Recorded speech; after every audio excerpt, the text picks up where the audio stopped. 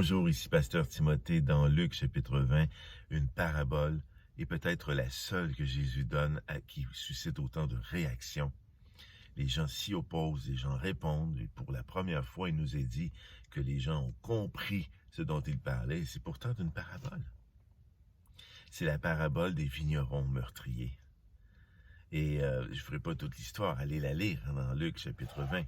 Bien, lorsque Jésus dit que le maître de la vigne, lorsqu'il s'aperçoit qu'on a tué son envoyé, son serviteur, bien sûr, Jésus se paraphrase lui-même, c'est lui, bien il dit qu'il va les faire périr et qu'il va donner la vigne à d'autres vignerons.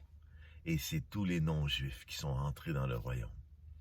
Qu'est-ce qu'on peut conclure de cette parabole-là? Énormément de choses. Asseyez-vous, vivez ça avec l'Esprit Saint, vous allez entrer dans beaucoup d'autres détails que celui que je donne ici. Mais mon but est de provoquer quelque chose en nous. Si Dieu a remplacé les vignerons qui y travaillaient, c'est-à-dire ceux qui, depuis Abraham, participaient à la promesse que Dieu avait faite d'établir sur terre, dans une région donnée, son royaume, avec des représentants, mais qui ne font pas le travail, Dieu les remplace. Et non seulement cela, il les fait périr. Si Dieu fait cela avec eux, nous qui sommes, ajoutés nouvellement à la promesse, parce que ces gens-là ne faisaient pas le travail, pourrait le faire avec nous aussi. Est-ce que Dieu pourrait nous enlever notre salut si nous ne travaillons plus à son royaume, si nous ne le plaçons pas, lui, au centre de nos vies, avec Jésus?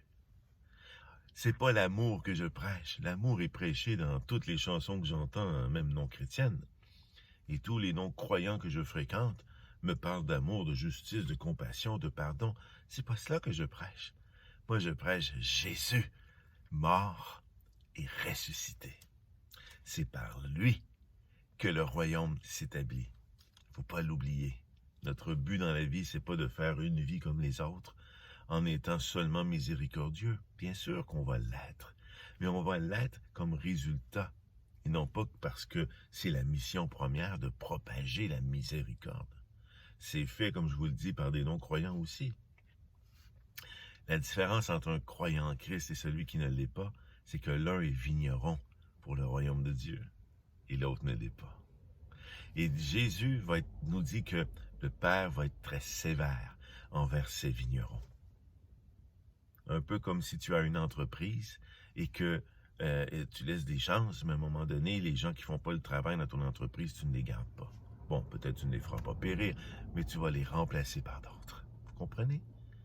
Eh bien, au regard de la parabole des vignerons meurtriers, Jésus nous dit que même ceux qui vont venir remplacer les anciens, donc les Juifs, les Hébreux à qui avait été donné le royaume, ben nous, les croyants en Christ, ben peut-être que nous pourrions perdre notre salut si nous y travaillons plus, si nous ne plaçons plus Dieu au centre de nos vies, si nous ne proclamons plus que Christ est le Sauveur.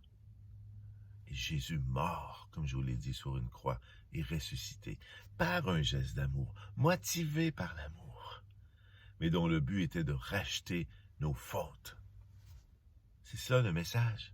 Il faut arrêter de se perdre dans toutes sortes de mieuveries, puis de dire c'est l'amour que Dieu veut qu'on s'aime, Dieu veut qu'on fasse le pardon. Oui, bien sûr, comme résultat, après avoir accepté sa grâce, après s'être reconnu pécheur.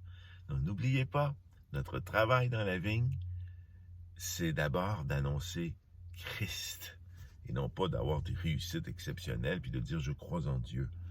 Vous avez vu la nuance? Donc, si tu es un vigneron, montre-toi digne, parce que le maître va venir un jour, et il va regarder tes œuvres. Et au regard de tes œuvres, eh bien, il va peut-être te rejeter. Faut pas vivre dans la peur. Dieu ne sait pas ce qu'il veut, mais fais-tu ce pourquoi tu as été placé dans la vigne? Voilà la bonne question à se poser. Amen. Je te laisse là-dessus. Réflexion. Bonne fin de journée.